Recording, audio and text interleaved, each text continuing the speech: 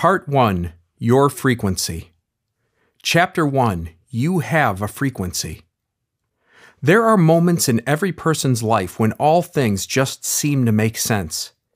In those moments, what you are doing or thinking matches perfectly with who you are and how you were made. It is a complete alignment, and you think it doesn't get any better than this. You want that moment to last, and you want it more often. You have a sense of indescribable peace, feel an overwhelming sense of love, spontaneously laugh, or feel a rush of emotion. If you thought hard enough about it, you probably would be able to identify at least one of these moments that felt like a place of completeness and satisfaction.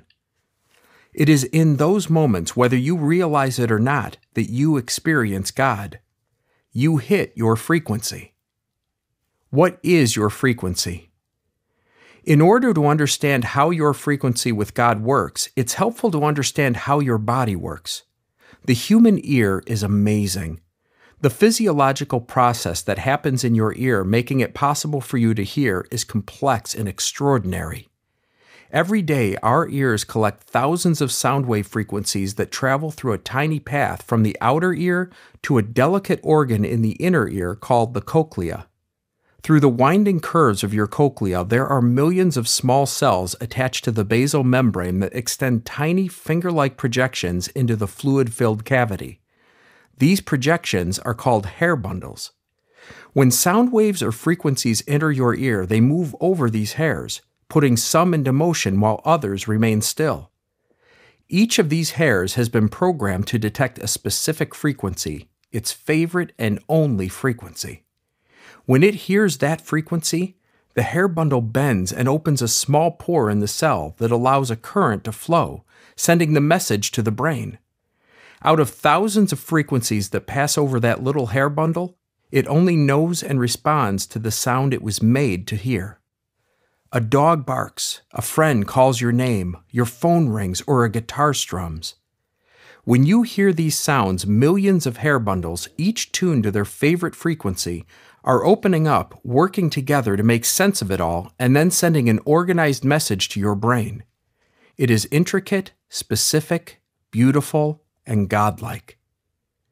Genesis 1, verse 27 says, God created human beings in His own image. What if God's ears work the same way ours do? Imagine the ear of God with millions of hair bundles tuned to specific frequencies, to specific lives.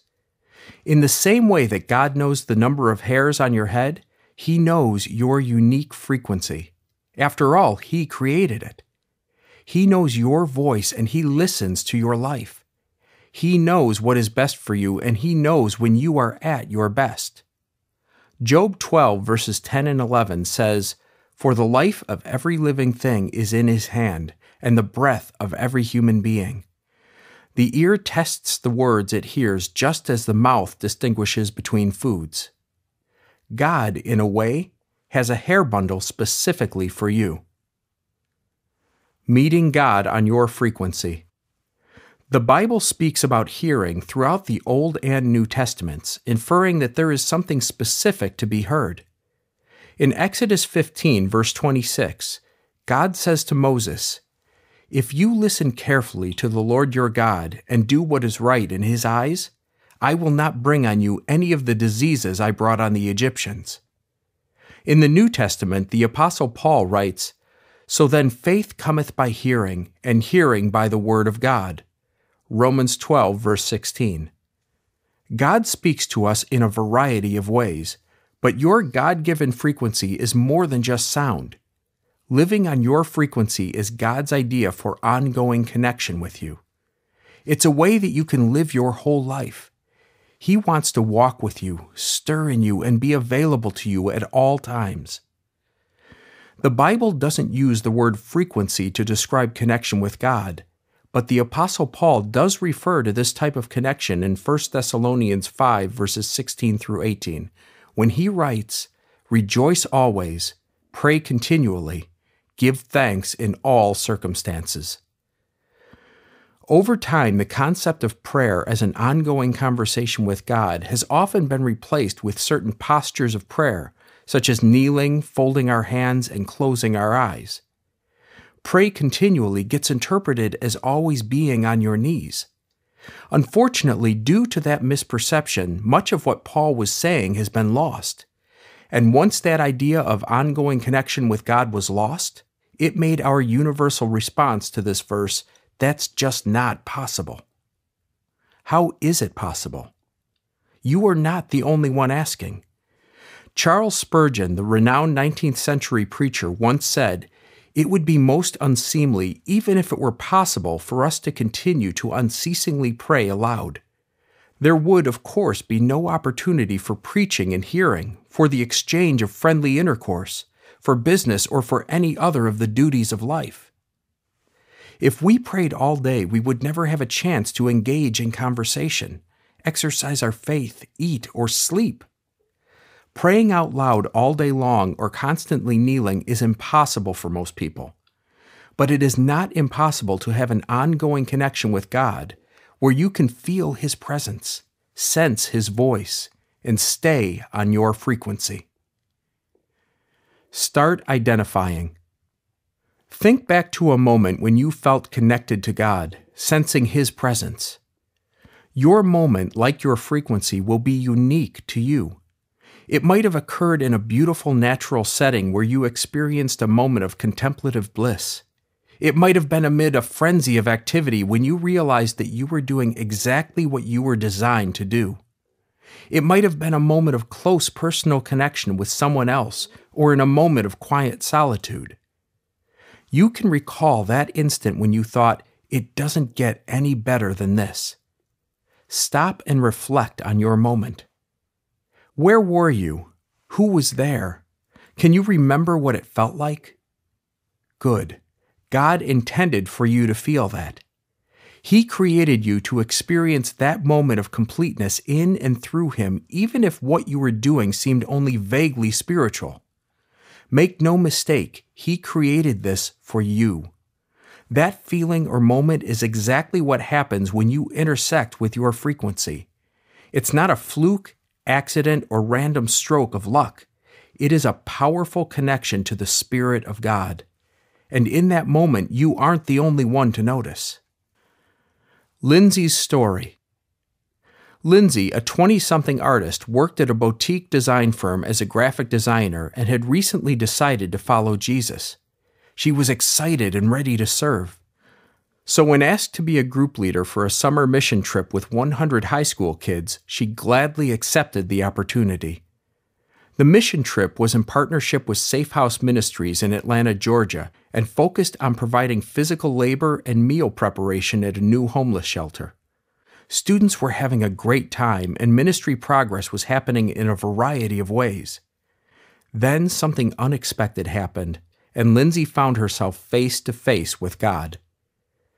Small groups of people had been going downtown to a park in the afternoons to casually get to know the regulars.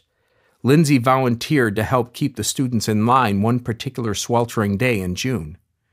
When they got there, the students scattered throughout the park, but Lindsay was drawn to one small, undistinguished woman who was homeless.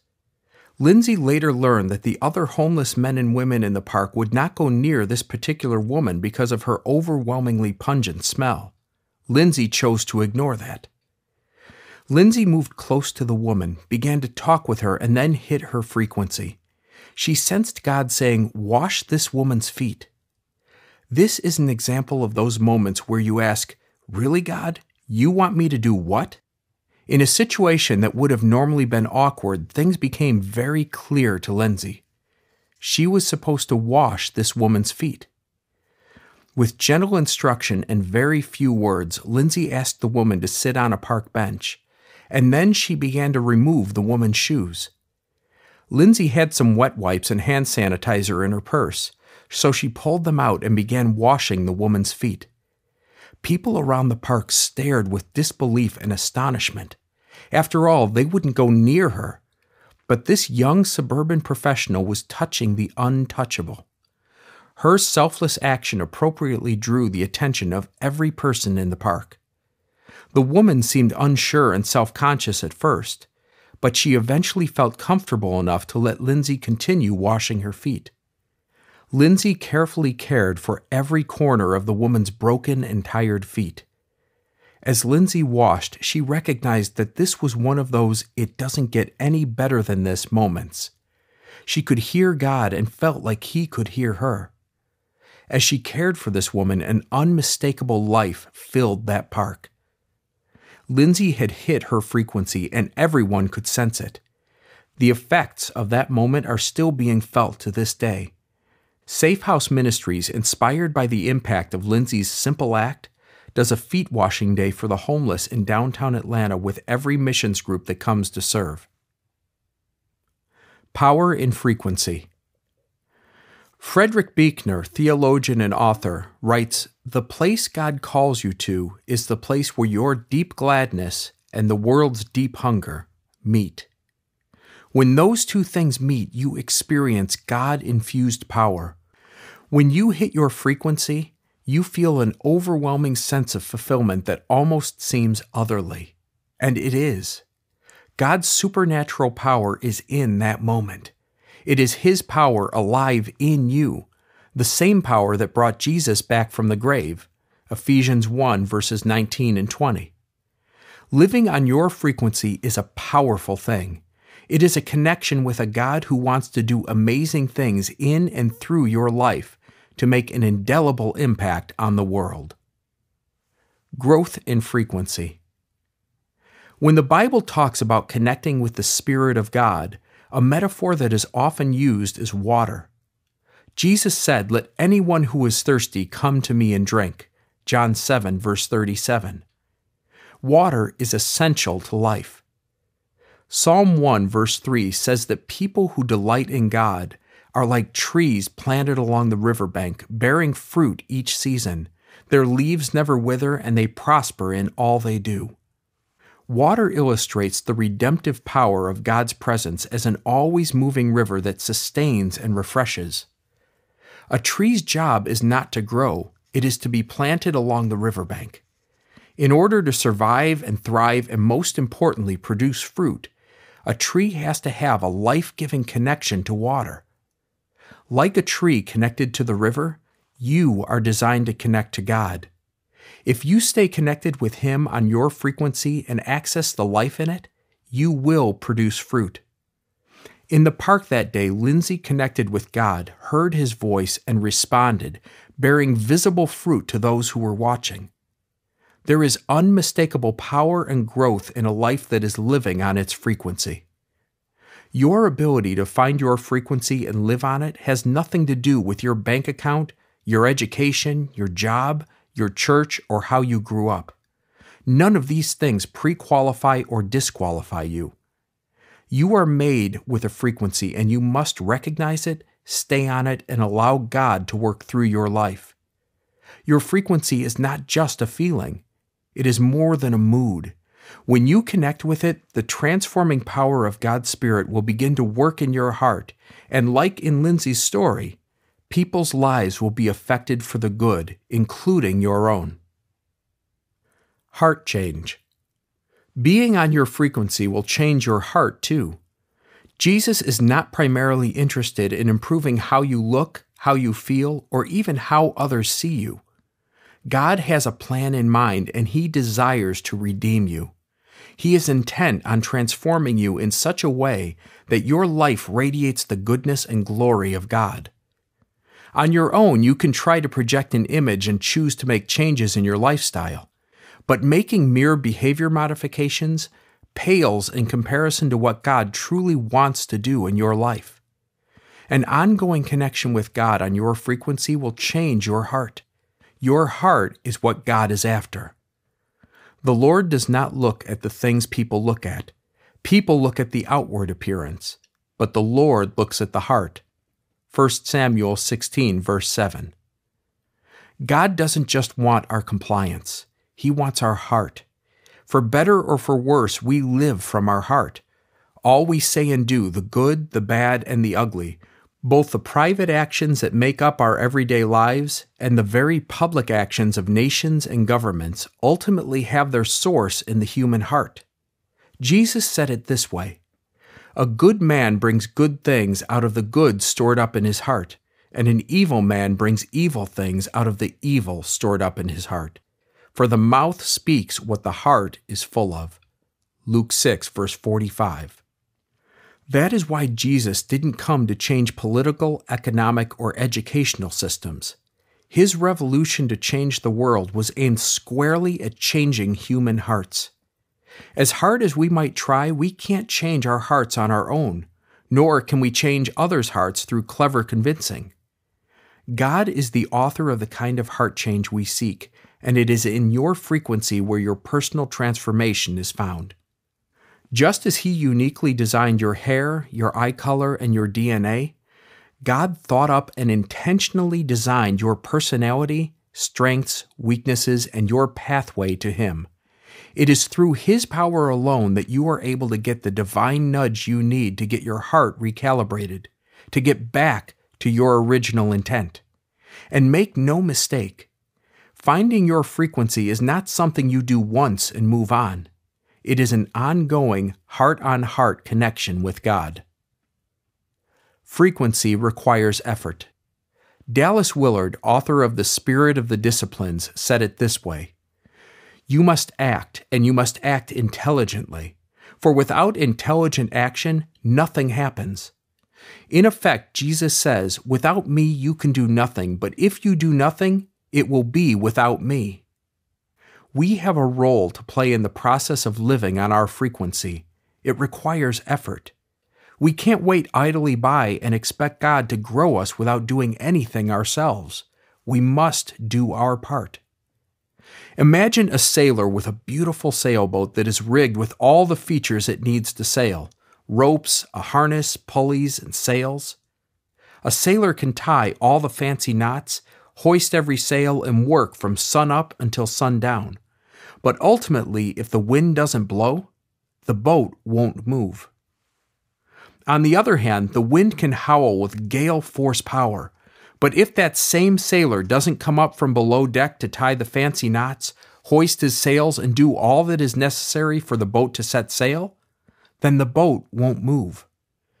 As it relates to living on our frequency and allowing God to transform our hearts, we are the sailor and God's Spirit is the wind. He is the one who blows those winds of change our way, and it is our job to recognize when the Spirit is moving and then act. You must act, and you must act intelligently. What do you do? What do you need to know about yourself to dial into your frequency? How do you find it? What types of things push you off your frequency? I can't do it.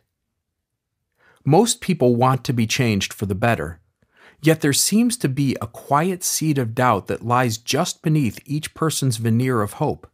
It whispers, "You can't do it. Some people can, but not you. You're too much like so-and-so, and you always say the wrong thing at the wrong time. You are too dumb, too slow, too stubborn, too prideful, or too undisciplined to experience anything remotely close to what God has in mind for you." Face it, that kind of life is highly unlikely. Sadly, accepting these lies has become the norm for so many Christians, resulting in a tragically bored, unchanged, and uninspired life. Many of us have settled for random encounters with God, a life where once in a while we accidentally encounter God on a retreat, vacation, mission trip, conversation, or through a worship song in a church service, and amazing things happen. In these all too rare moments, our lives intersect with our frequency and we get recalibrated. But then we struggle to stay there or find that type of moment again. Look at it this way. Time is a straight line, and your life is a curvy line. The point at which the curvy line intersects the straight line resembles one of those significant moments where you can say, "It doesn't get any better than this." Most of your life is lived outside of a connection with God. Is that the abundant life that Jesus came to bring us? In John 7, verse 38, Jesus said, "Whoever believes in me, as Scripture has said, rivers of living water will flow from within them." Are random moments with God what Jesus was really talking about when he talked about rivers of living water flowing through us? If we are to expect only random moments with God, it would be safe to assume that Jesus would say something more like, "I have come to give you a few good times," or "random drops of living water will occasionally flow through you." Jesus said that he came that we may have life and have it to the full. John 10, verse 10. He wants us to have a life filled with regular moments of indescribable peace, indomitable power, and amazing grace. These are the moments when you meet Jesus and he forms you, shapes you, and gives you a renewed sense of his goodness and life-giving presence in your life. What if you could shorten the waves in your life and intersect your frequency with God more often? What if transformation is possible for the average, ordinary person? James Hudson Taylor was an English missionary to China who founded the China Inland Mission, which at his death included 205 mission stations with over 800 missionaries and 125,000 Chinese Christians. He profoundly stated, "I have found that there are 3 stages in every great work of God. First, it is impossible. Then it is difficult. Then it is done." Jesus said in Matthew 19, verse 26, "With man this is impossible, but with God all things are possible." It is possible. You can do this. You can't produce transformation on your own, but get on your frequency, surrender to God's work in your life, and watch what happens. Some thoughts before moving on. First, your frequency is not a formula that you can memorize and apply. It's a journey and a lifelong process. God has put you on an adventure, and he wants to be with you the whole way. Your frequency is different from anyone else's, and it will require intentional effort to find it. Second, because you have your own unique frequency, be careful how you listen to other people's advice. Their frequency is different from yours. Apply and seek wisdom. You would be a fool not to. But be careful not to blindly apply what other people are doing to stay on their frequency as the silver bullet for your life. The goal is to connect with God on your frequency. Third, finding your frequency cannot be outsourced. It's not your church's job, your spouse's job, your small group's job, or your mentor's job. It's your job. Community will help you along the way, but the responsibility is yours. We hope to provide you with some helpful tools and ideas in this book for you to do that. Now let's look at how you can find your frequency.